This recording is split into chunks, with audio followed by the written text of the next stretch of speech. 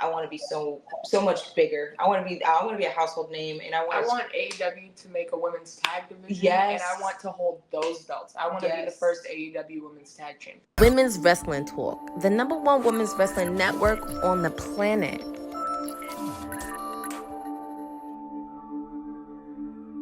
Bonjour, you're watching the Women's Wrestling Talk, the #1 women's wrestling show on the planet. My name is TkTrinidad, and today we have an amazing show and, of course, nothing but amazing guests. They are the first ever Mission Pro Tag Team Champs, first ever CCW Tag Team Champs, first ever UWW Tag Team Champs, AEW Superstars. Please welcome the Renegade Twins. How are you guys doing? Hi. Hey, we're good. How are you? Good to see you this morning. Thanks. Thank you for coming on. You guys have definitely been on the scene. I've been watching your journey. A short but long journey in itself. You guys started recently, like in 2020, debuted in 2020. It's so crazy that we're in 2024. But like, how would you sum up your journey in wrestling so far? Wild. Yes. But in the best of ways. Yes, I was about to say the same thing.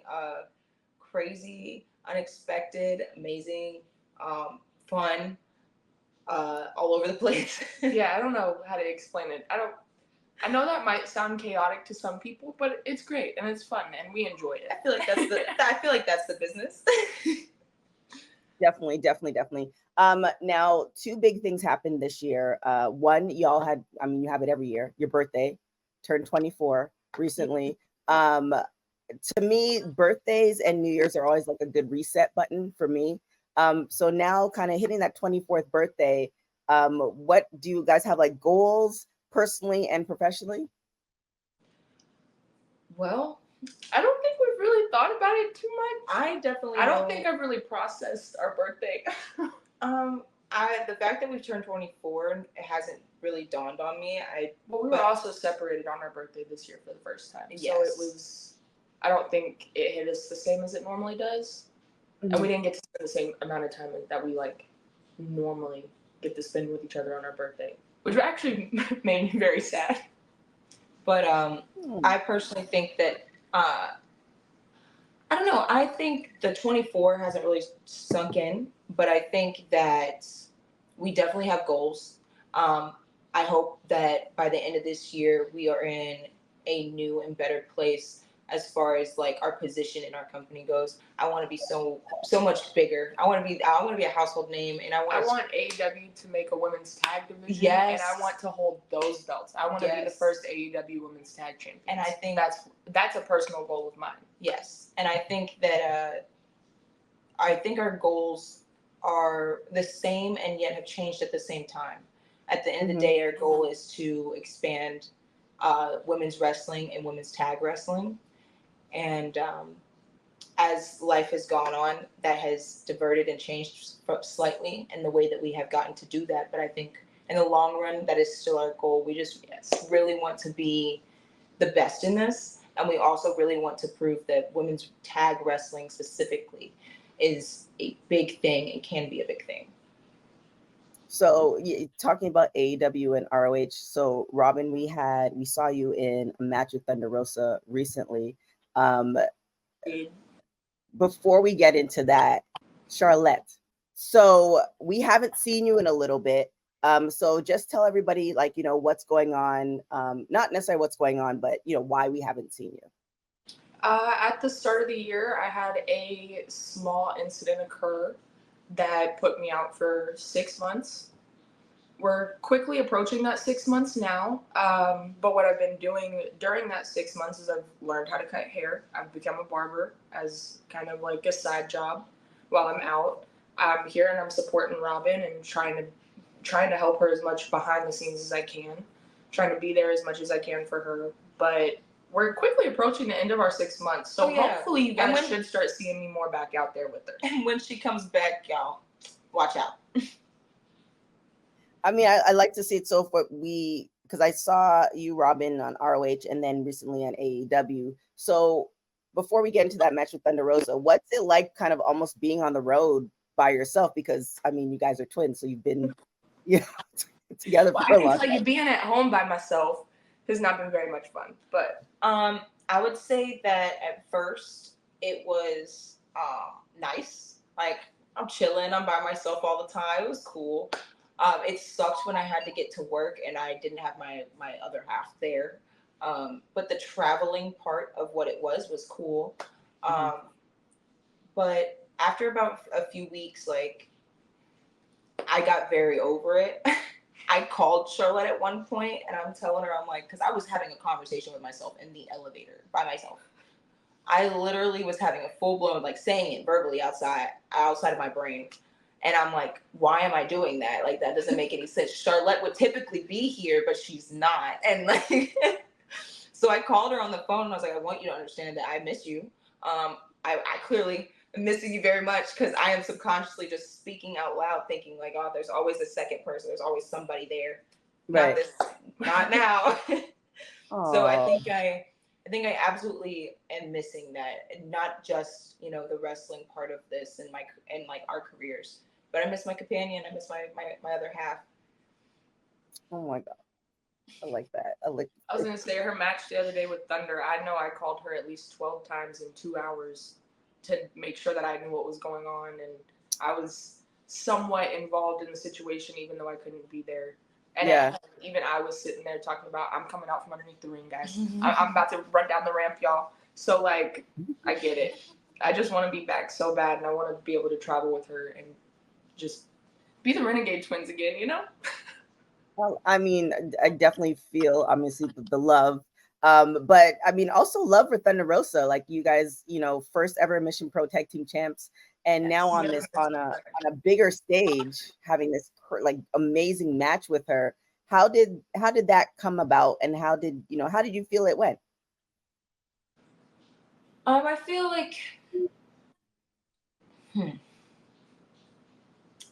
feel like as far as the match goes, the match was fun. I had a lot of fun. We always had a great time at Mission Pro. We have so much respect for Thunder. This match past yesterday was a lot of fun. I had a great time. It was a hard hitting match. We had back and forth. It's kind of full circle for me personally.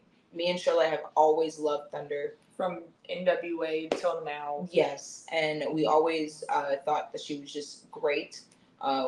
We always like wished for her to mentor us, and the fact that we ever got to be there with her and be able to learn from her and be able to call her friend is wild and surreal. She's our wrestling mom. Yeah. And we have a very immense respect for her. And like Robyn said, it is a very full circle moment when I'm sitting at home and I'm watching Robyn wrestle someone that we watched 4, 5, 6 years ago. We watched when we were fans, and then we learned from when we were students. And not that we're not still students, but definitely super green students. Like, within our first few years of this, she helped develop who the Renegade Twins are. So to get from point A to B to C, and I'm hoping the rest, you know, it's just kind of really cool. And then it was my wrestling anniversary at AEW. Yeah. I had no clue, but it was my 3-year wrestling anniversary at AEW. So like, Thunder was my first match at AEW ever. And it was just kind of cool that 3 years later on the same weekend that we could have a match like that. And it was cool. So awesome. Now with Thunder, I'm a huge fan as well. Her journey is just crazy. You know, I met her when she was at Lucha Underground, and you know, even beyond that, she's given me so much advice. And you know, I'm not a wrestler, so is there like certain things, like certain advice that she's given you guys that like you carry with you throughout your wrestling career? I was just gonna say, one thing that she told us was be authentically you, be you, and don't, pardon my French, don't take shit from anybody. There's gonna be a lot of people in life who put you down and tell you no. Just keep being you. And I think that that's really helped Robyn and I throughout our career. I don't know if you would say the same thing. I would say the same thing. I'll also say this. She said something to me after this match, actually. We're both about to start crying. I'm not gonna cry. But she said something to me after this match, and we had so much fun. We felt like we just had a great chemistry, and we went out there and we had this match, and she came back and she said, prove them wrong. Don't let anybody tell you otherwise. Prove them wrong. Show why you're supposed to be here. Show them why you're here. So, like, I'm not gonna cry, but it was very hard. I mean, wow. I don't like you right now. Sorry, guys. Oh my I didn't mean to do goodness. that, but I know it was very recent, but it's something that I'll always remember that she said to me. Yeah. She came real close to me, whispered in my ear. You know, she made sure it was a very personal thing. No one else heard it. So sorry, Thunder, I'm putting it out there. We love you. Sorry. That's amazing. And speaking of, to me, how you guys talk about, or somebody else that's impactful in your life, we just had Mother's Day. I've seen interviews how you guys talk about your mom. If you can sum up how you would describe your mom in one sentence, what would it be? My mom is a cuddly ball of fire. Yeah. That makes a lot of sense. I feel like that's the best way to describe my mom. She can be the most loving person, but at the same time, if you cross her, she is a ball of fire, and she will destroy you. And I think Robyn and I, we carry that off into our wrestling, where I'm more the cuddly, like, I'll just poke and poke and poke and poke, and then once it's done, Robyn's coming in like a ball of fire, man. So I don't know. That's how I describe our mom, is a cuddly ball of fire in the best way possible. I would say something similar to that. I think our mom is just passion and aggression, and I think her passion is mistaken for aggression. And love. I think it's all of it. Because I personally am very similar to her. I'm very passionate and very aggressive, very full of love, but at the same time, I'm very quick to change that. So, like, I'm very much the same. I think she's like Charlotte said, she's a spitball. She's a fireball. She is definitely where we get a lot of our mannerisms and a lot of our attitude and just who we are is a lot of our mom. But we love her. She's the best. I think she's probably the best thing, or the best thing that's ever happened to us. She gave us life, obviously, but you know, she's been the best mom that we could have ever asked for. Yeah. Oh, nice. I definitely, when you said that, it's like, I definitely relate. My mom, she will, and I say this like jokingly, but seriously, people, like, she will kill for me. And that's like a nice feeling. Like, you know, at the end of the day, like, your mom will do anything possible. And, you know, that's why I tend to not to tell her certain things, because, you know, y'all don't want to deal with that. So I definitely feel what you guys don't want the smoke. Y'all don't need you don't. So I definitely feel that. Now, being twins, and then kind of giving your family dynamic, and correct me if I'm wrong. So your mother's white, father's black, stepfather's white, correct? Yes. So how would you classify yourself? Because I also have family members who are, I don't know what the politically correct term is, if there is one, as far as mixed. I don't know if that's like, okay. I don't take offense to the word mixed or biracial. Biracial mixed. Because everything is like pretty interchangeable. Yeah, because sometimes words are changing now, and I'm just like, okay, I can't keep up. So okay. So would you classify, like, with that being said, it's, you know,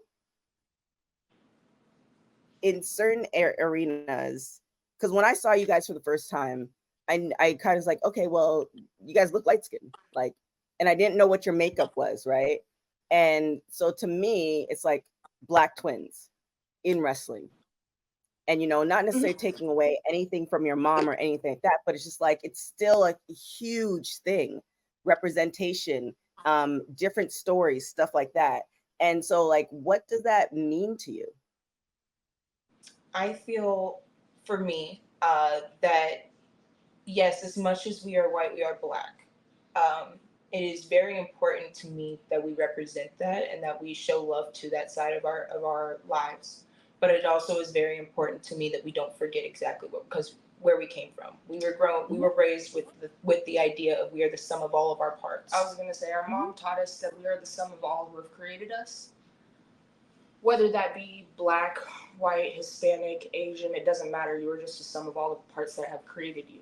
If you're from the city or if you're from the country, if you're from this place or that place, if your culture is that way or this way, it doesn't matter. But with that also being said, we also recognize that Black wrestling and in the Black community, this is important. Representation and showing that we are able to do that and that we are able to succeed in doing this and you can be successful as a Black wrestler is incredible and something that needs to be shown.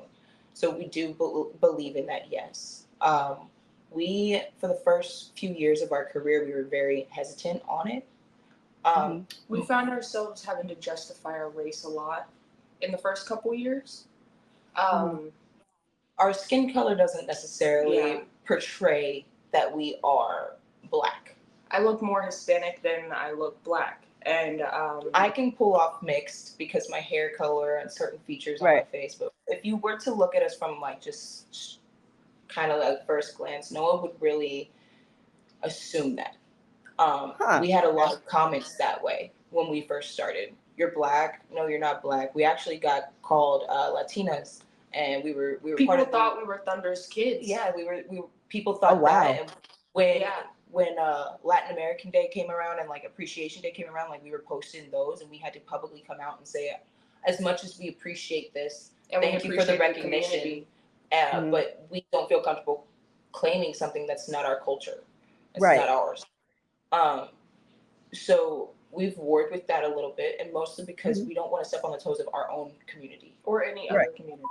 I don't want the other Black wrestlers to feel that as though we're not, and we're taking something from them. But at the end of the day, we do claim we are Black wrestlers, and we are for our community, and we absolutely are Black women. We do identify as Black women. And it's very important to us that we try to show a light on that specifically, just on the Black wrestling community. Yeah. And we're very privileged to have been given that opportunity to help shine a light on the Black community as far as wrestling goes. Yeah. No, I totally get where you're coming from. For instance, I'm from Canada and of West Indian descent. And there are times where in instances, especially living out here in LA, that it's just like, people want to include me in the African-American experience. And it's like, no, there's a difference, and there has to be a bit of an education. But just unpacking, kind of going back to certain things that you guys said, when you're starting off in your career, was it, because when I saw you guys, I automatically thought Black. And I don't know if it's because I have cousins that look like you and my mom can pass as white. So like I've seen every, variation in skin color and stuff like that. But when you started your career, was it more of promoters who like just assumed, or like what was it, what was kind of that experience like? And then did you like often correct people, or like how did we get to this point where you're like, you had to really make the line clear, like this is how we define us, this is who we are, period? I would say it first started with that first year when we got put into the Hispanic Heritage Month poster, and they had given like appreciation to us, and we really had to come out and say, hey, as much as we appreciate being recognized, we're not Hispanic. We had also had the same conversation with Trey D and Duke Loves Wrestling about our race, and they really helped get our foot in the door with the Black wrestling community and help us make waves, if that makes sense. Yeah.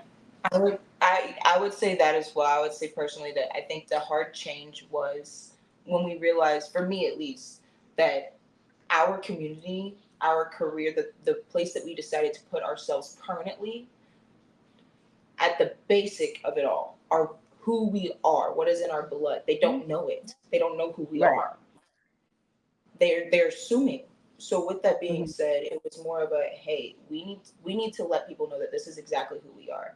I wouldn't say it was promoters too much. Like, our promoters and our friends would ask us straight up, and we would tell them that that's what it is. If they had any kind of questions about it, we would let them know.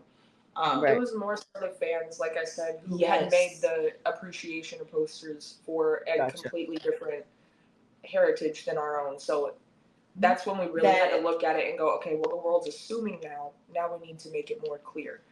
That as well. But well, I'll also say this, like, there was a few times where, like, when we first started, because going back to what exactly made us feel that way outside of, like, just wrestling, there's been a few times that we have been out, even out in our own community, in our own home, Atlanta, and Charlotte and I have had our hair braided up, and my hair is curly and her hair is curly, and, like, we've made sure that we accentuated that, like, we are a certain thing, and we wanted to represent our culture. So as we walk down the streets of Atlanta and we don't look Black because our skin color isn't Black, but the way that we're dressed is cultural appropriation, and everyone is calling us out for it. Everyone is screaming, "Oh wow, way to steal somebody's culture." So it's a matter of, like, we wanted very, like, especially at the beginning, we rode that line of, we don't want to be controversial and piss anyone off.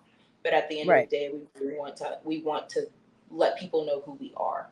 Absolutely. And where we come from. Yeah.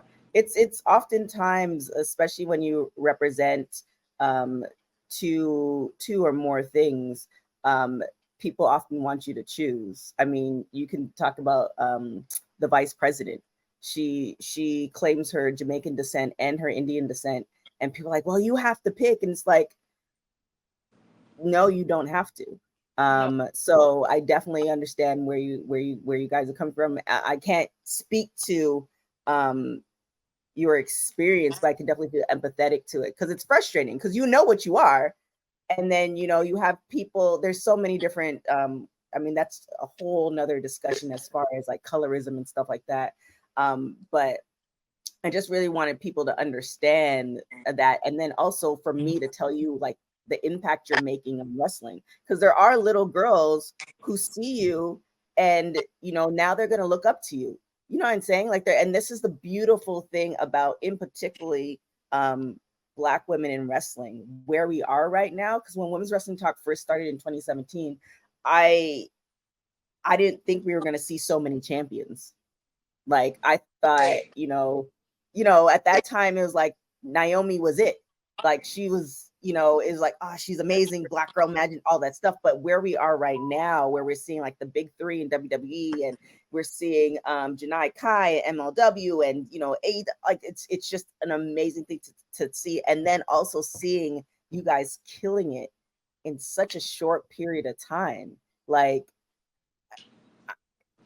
I don't know if you guys realize, like, how amazing that is, to be with AEW, have, like, the blessing of Thunder Rosa, all that stuff. It's just, I want to give you your flowers. Keep on doing and keep on going, despite, essentially what Thunder Rosa said, despite not despite what people may think, you deserve to be where you are. All right. So you guys made mention of it at the very beginning of the interview, tag team championships for AEW, like, that is the goal. In your mind, how do we get there? I think if Tony sees enough of us, and as fans of wrestling, because we still are fans of wrestling, I think if Tony sees enough of us scream and cry for the need for a women's tag division, because if you look at it now, as I've been sitting here at home watching my coworkers for the last couple months, you can see very distinct factions that are building, and there are women that you can put together and create these tag teams, and it looks like we're setting up for a really good tag team division. And I sit at home and I pray that, like, the people want to see women's tag wrestling, because it can be just as good as the men's tag wrestling if we're given the chance. But I also pray that Tony sees, hey, we're really, like, there's a setup for that there. We could really do something here. And we don't need to be the champions. I would love to absolutely be the champions. I just want women's tag wrestling to get the stage that it deserves. Can you agree with that? Yes, I will say this as well. I think personally the steps that we should take have already been taken, and they're not even by specifically us, because the Renegade Twins can only do so much. Yep. But I think, especially while one of them's hurt, but I think that especially watching, especially ROH right now, there's so many going on. Our women right now are being paired, and that's beautiful. Let's talk about Red Velvet and Queen. Let's talk about Julia and Sky. Let's talk about Layla and Ella and Rachel. Let's talk about, you know what I'm saying? Like, we have a list of women now. You got Billy and Athena. Like, there's so many women that you. And that's just the ROH roster. I mean, granted, one of them was Willow and Chris. Yes. Like, you got Soraya and Danny. There are so many women across all 3 of the shows that we could have a tag division in AEW, and it'd be really cool. I think that the steps that need to be taken are already being taken. I think that what needs to happen is I don't want to say us, obviously, but I feel like we need to highlight that. If we are going to get that's what we're going to get for our TV time. Highlight it, ladies. We need to highlight it. We are the biggest thing on the TV screen. I want that for us. I want everyone and not that we haven't already done that. These women are killing it out here. Like, I was scrolling through Twitter the other day while we were having this, after this match, and I'm like, all these posts about y'all need to wrestle this, and these women are doing this, and I love it. I love it. I think that's what needs to happen. We just need to keep going. We just need to keep pushing.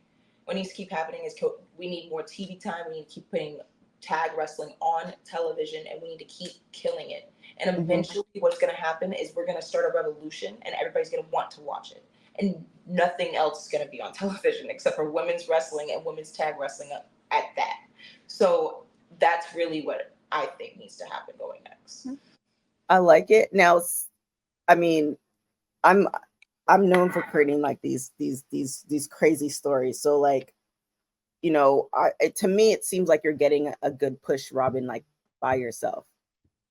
But the Renegade Twins, you know, putting in the universe, come back together, AEW, ROH, and that will be the set off for the tag team division.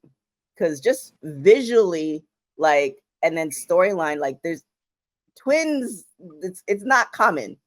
So, I mean, that would be a real, and then you guys have so many firsts. Mission Pro Wrestling, like, you have so many firsts. So why not add this to the first list? So, you know, let's put that in the universe for you guys. I would love to see that, because I think beyond the wrestling community, just people who casually watch wrestling, that is just a good business idea. Because now people are gonna be like, wait, so we have twins, like what's happening? And they're champions, what's happening there? How did we get here? So, I mean, I don't know if Tony Khan watches this, but, you know, just pass the message on for anybody else who watches this, because I would love to see. We'll send it to the inbox. Yeah, send it to the inbox. So you both, kind of 4 years in the game. I mean, you had softball in the Navy before you guys started wrestling. How has that experience?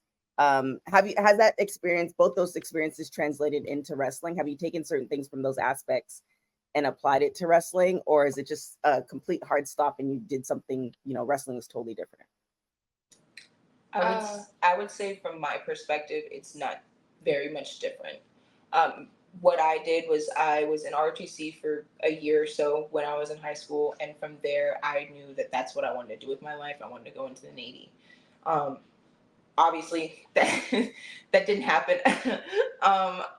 But I personally, the structure, I feel, of the military, and the idea that there's always someone higher and above you that you can always learn from, and that you all like there's held respect there, is always that. That's very much helped me specifically in this business. It's the being yelled at, the being critiqued, the softball kind of thing. Like, our father was our coach, and when our father wasn't our coach, it was our it was our dad's friends, so they felt comfortable with us and yelling and telling And us pushing exactly us. what it was and not mincing their words and pushing us to our limits. So I feel now in wrestling, when we come backstage and or I come back from an indie match or whatever that may be, and I just had a match and someone looks at me and says, hey, this could have been better, or that could have been better, or they just tear it completely head to toe and just tell me it was not God good. awful. Yeah. I can take that with a grain of salt, and not in the fact of I'm not listening to you and I'm not heeding your words, but I'm not taking it personally.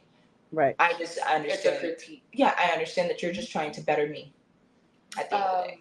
For me, I took 4 years of ROTC, Marine Corps ROTC, in high school, and for me, it was either the Marine Corps or get a softball scholarship because I had played softball since I was 12. I ended up getting a softball scholarship and I went to college. This is where I learned a very, very important life lesson that I will carry with me forever. I didn't do what I was supposed to do and I lost my scholarship, which meant I had to come home. Within that, I had also gotten some injuries that now I cannot join the military because I'd always thought the military would always be there, but now there's problems that I couldn't join the military if I wanted to.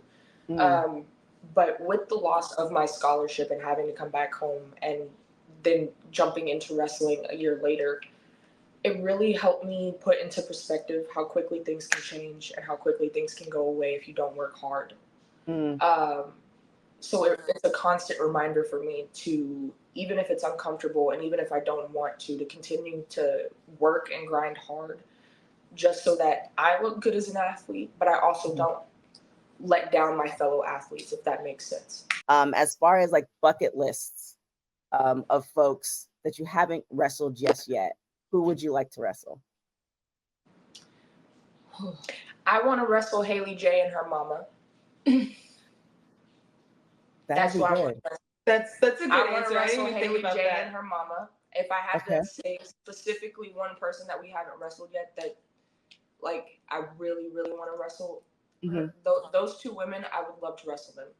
We have sat in the living room with Dad many times and watched those two women wrestle, come up with promos, just come up with different kinds of storylines. I would absolutely love to wrestle those two women, but that's just me personally.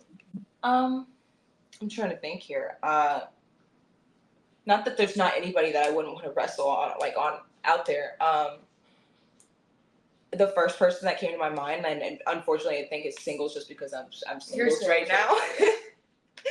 But the first person that came to my mind was Mercedes. I want to work her so I want to work bad. with her. I don't want to work her. I want to work with her. So I understand that too. But if that wasn't a possibility, that would be okay. I want to work her. I want to be in the ring with her and be in her whole vicinity.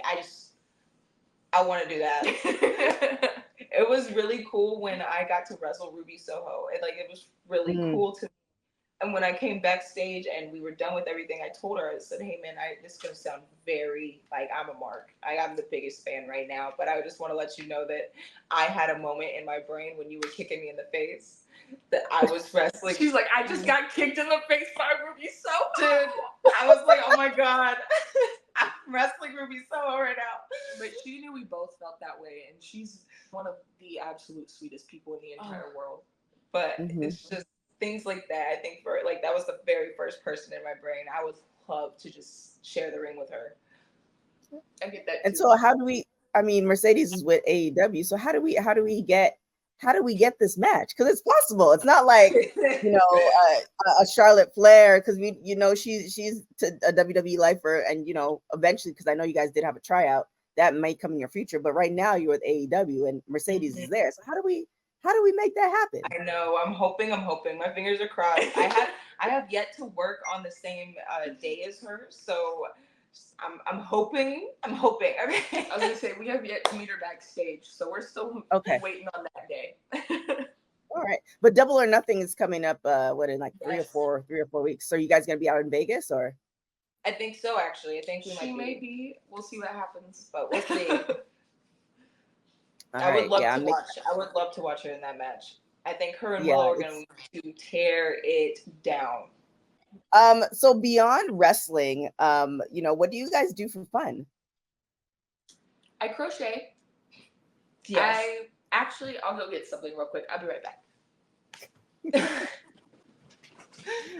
So yes, as she does that, I do a lot of like coloring and painting. That's what I do for fun. Okay. I don't do very much often. If I'm not wrestling, I'm probably sleeping more often than not, or training, which is back into wrestling. Like Yeah. I really don't do much else. Okay. You're so Oh my gosh, it's so cute. But yeah, that's my little guy. How long did it take you to make that? This one maybe took me 2 hours to make. It wasn't that hard. But I just Okay. finished my mom her Mother's Day blanket. But yeah, I crochet, and I've recently gotten a barber apprentice license, and I've been learning how to cut hair. So what made you go to like that? Because there's so many things that you can do, like you in that field, like barbering or hairdressing or like nail technician. So what made you want to do barbering? So my grandfather has owned a barbershop in Tucker, Georgia for the last 52 years. Oh wow. Yes. Okay. So he taught my mom how to cut hair 20 years ago. And they've been working in there forever. My mom took a short break. She went off and made her own business, and has recently come back to cutting hair. And when I was set off to the side with this break that I'm having to take, I started going up to the barbershop every day and just being a little bit of a help by like sweeping and mopping and folding towels, just doing what I could to make a little extra money. And I looked at my granddad one day and he was like, "Why don't you just get your license, because you're in here every day? It shouldn't take you that long." And because I'm apprenticing under my grandfather and my mom, they're allowing me the time to take off for wrestling when I need to take off for wrestling when I do come back, and still allow me to get my license.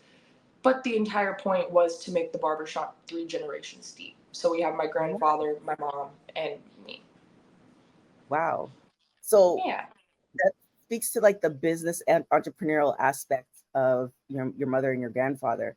And there's a whole business as far as wrestling wise. What were like the business aspects? Because like you guys are saying, like you get into the ring, you work out, you do the matches, but the business of being a wrestler, what's that experience been like to you guys? we were very fortunate. I'm going to speak on this one for a second, but I feel like we were very fortunate to have our parents help us with that, because they both created small, successful businesses, and they were both their own business owners. And especially with my grandfather too, we were given a lot of insight from multiple different business owners, small business owners who have been extremely successful. So I think God blessed us there when it comes to that. Yeah, I would say that the getting stuff done side of the wrestling and the bookings and the merch and making sure that your LLCs are there and your trademarks and this, that, and the third, like the actual business side, Charlotte and I absolutely would have been way behind the curve if it wasn't for our parents. And I don't mean that in a way of like we would have never had an LLC. We would have never had our joint bank accounts and a way that we handle our own financials. Or the fact that the Renegade Twins is actually trademarked. Yeah. So we would have never been able to do that ourselves. Our parents helped us go through the 2-year process of getting our name trademarked. So like I said earlier, having the resources and being blessed with the resources that we were blessed with has helped us immensely to learn quite how important it is to actually answer your emails and get these LLC licenses and all these other different things that we've gotten to do, and that has helped propel us in wrestling as far as the business side goes. Yeah. Wow, the trademark part, because I know a lot of wrestlers are doing that now, but they've been established in the game for a while. What was like, who brought that up to you, or how did you know like this was the path to go for your names, to trademark your names? My mom. I honestly, I was gonna say, I wouldn't even say it was mom. I can't tell you exactly, because in all honesty, I understand where you're coming from. With most people, don't trademark their names until they've made a very established name for themselves. Mm-hmm. And we have yet to do that. I'm not going to toot our horn. We have not done that. But I think, I can't remember what exactly it was. I know it was very soon after our WWE tryout. Yeah. Mm-hmm. Mom had come to us one day. Mom and Dad, I guess, had a conversation late one night after we had gone to sleep or something, and had talked about how they thought we should trademark our name. Robyn and I thought it was a waste of time. We didn't understand why we were doing it, but Mom and Dad, even though we had protested against it, had said, hey, we're still going to do this because one day it's going to mean something. They believed in us more than we believed in ourselves. And if I personally believe it was our parents who helped us get that. I also, now that you say that, I remember there was a point where we had posted online that we had like 4 new t-shirt designs, and they all said the Renegade Twins on them, all of them. And but they were not our designs. Well, they were our designs. We posted them. We had them paid for and made. But when we posted them, people took them down, and you can look online now that you'll see a bunch of off-brand Renegade shirts. Technically, they're not. They're our designs. We just couldn't ever sell them. And because our name wasn't trademarked, we couldn't go back and go, hey, you need to get that off. That you can't sell that. Yeah. So now that it is trademarked, we can do that. But I'm pretty sure that that's what triggered it. Was we got like 4 or 5 different T-shirts just stolen. And we were like, all right, we got to figure that out.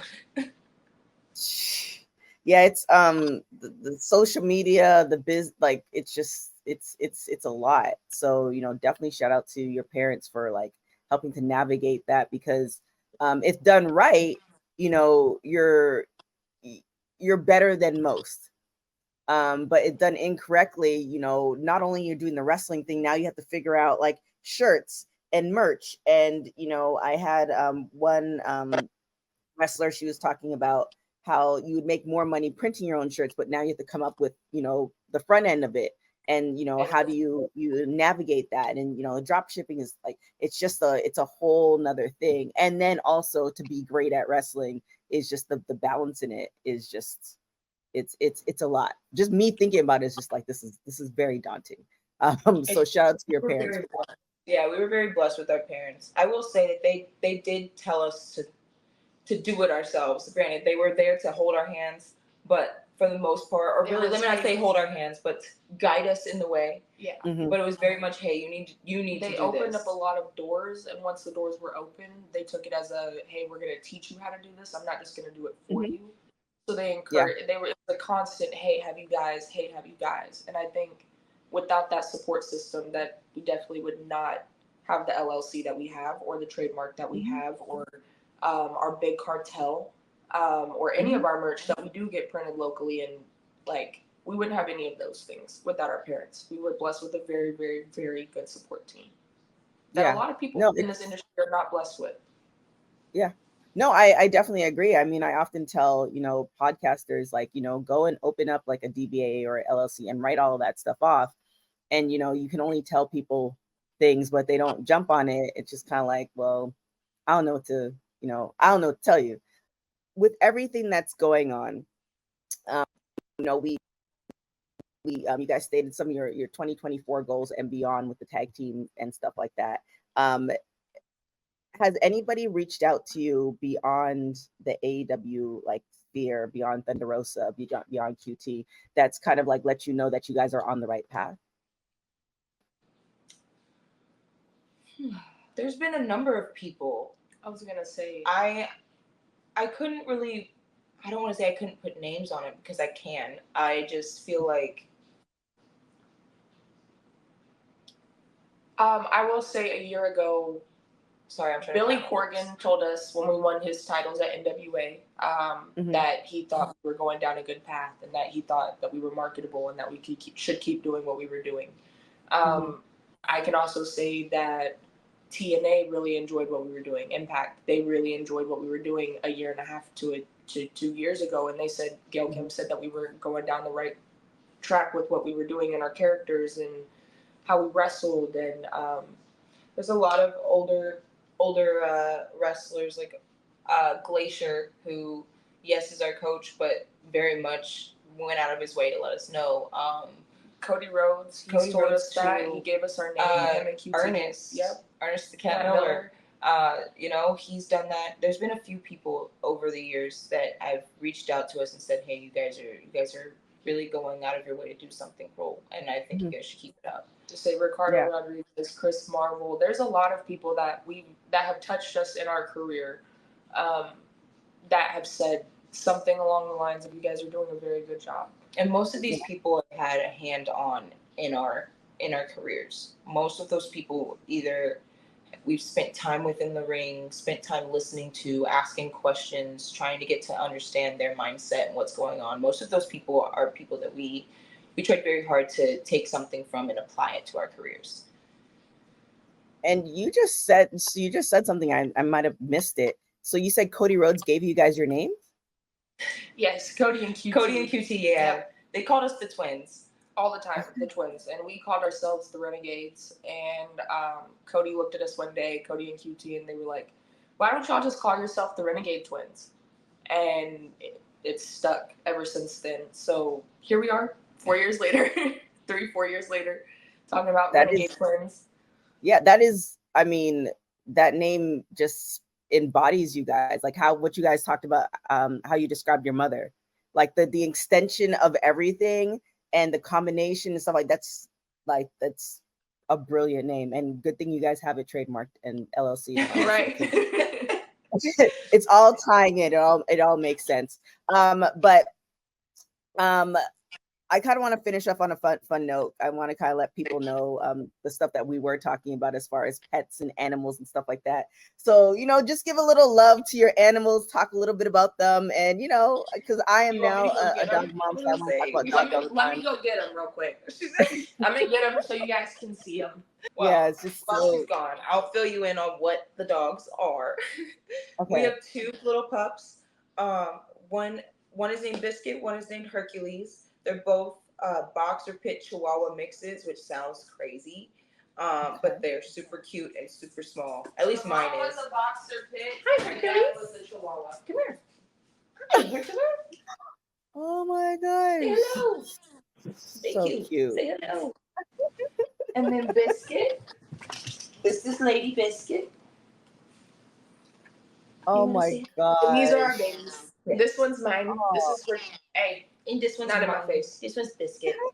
She's a good girl. Oh, it's so cute. I love it.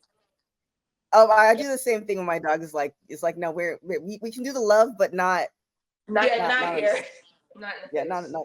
Not leave that out. Last question: what type of music guys listen to? What's your favorite hype song? Wow, it changes all the time. I would say, I wouldn't say mine changes all the time, but I would say that if there was any song in the world that could make me want to just let's go, like gets my spirit hyped, like I'm ready to take down the world, I would say it's Hail Mary by Tupac. I love myself some Tupac, but that song specifically, it makes my blood boil. And I want to go. I want to go. So I have two different songs in my brain. One's a Tupac song, and it's "Wonder Why They Call You Bitch," and then which is kind of stupid. And then "Salt and Pepper," "None of Your Business." Those are two songs that, to me, anytime it comes on, I'm like, let's fucking go. Oh my, I love it. But then it's like, my question is like, y'all so young though. Like, how did your mom introduce you to these songs? So we didn't have like computers as kids. We didn't have anything like that. Mom got all of us little MP3 players when like the iPods were coming out. Because iPods for 3 kids were way too much money and we were going to break them. So she got like the off-brand like MP3 players and a set of headphones, and we each got one in different colors and uploaded all her music, only her music. So there was children's church music in there. There was Tupac and Biggie. You had Travis Tritt and Hank Williams Jr. You had something from all over the place. So like when you ask like what our specific like hype song is, those are songs that get me hyped, but I also listen to Broadway and I listen to a lot of country music and I listen to a lot of alternative music. Like I listen to everything underneath the sun and I enjoy it all. I love music, just period. Oh my gosh. I could listen to. I love anything that makes me feel something. I was gonna say I could listen to Elvis sing in the garden and get hyped, you know. So it really just depends on what the mood of the day is. That is true. That is so true. I was sitting on the plane yesterday, or going to get on the plane yesterday, and I was bopping in my brain to Hamilton, like just singing it in my brain. I was having a great time dancing to myself. Oh my God. Oh wow. Which isn't a normal everyday thing, but I was that day. I mean, I'm down for it. Man, I really want to one day meet your mom because she sounds amazing. We'll have to have her on an interview one day. Yeah, she sounds amazing. But I'm gonna definitely thank you guys for your time. It's been so fun, and like I said before, I'm just so excited to see what's gonna be the possibilities for you guys because you're just starting out. There's so many where we are as far as women's wrestling and wrestling in general. It's a great time to watch, and it's a great time for you guys to be in. So I can't wait to see it all for you guys. But for folks who are not following you guys, which I think you guys are stupid for doing that, let people know where they can find you and where they can buy your merch. So you can find us on Instagram and Twitter at Renegade. I'm pretty sure our Instagram is Renegade.Twins. Yep. And our Twitter is Renegade_Twins. On both of those pages, you'll be able to find both mine and Charlotte's personal pages. I'm going to make you look for that a little bit. I was going to say, it's name.renegade too, so you'll see it. You'll find it. And our merch, you can go on our Big Cartel, or better yet, come get it in person. Come get it in person. Come find us at any show that we're at and come get some Renegade merch. There it is. Thank you guys so much for joining. I know it's going to be the first of many. So like I said, I'm really excited to see your rise to dominance as being the first tag team champs for AEW. Put that in the universe. But thank you guys. Thank you guys so much for watching. You guys can follow me everywhere at TkTrinidad. You can follow Women's Wrestling Talk everywhere at WW Talk Pod. Thank you guys so much for watching Women's Wrestling Talk, the #1 women's wrestling show on the planet. Ciao for now. Thanks for joining WWT. Don't forget to like us on all social media platforms at WW Talk Pod. Like and subscribe on all video and audio platforms like yesterday, my G. And check out our website at www.talkpod.com. Thanks for watching Women's Wrestling Talk, the #1 women's wrestling network on the planet.